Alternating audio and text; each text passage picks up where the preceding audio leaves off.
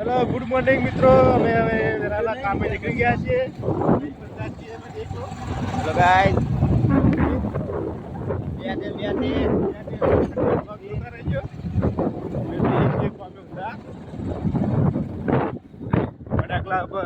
Road ઉપર road બને છે નવો.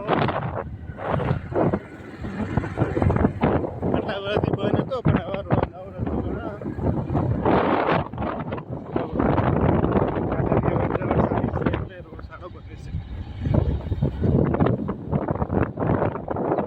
हेलो गाइस, देखो किशन भैया पहला दिवस शू काम करे छे.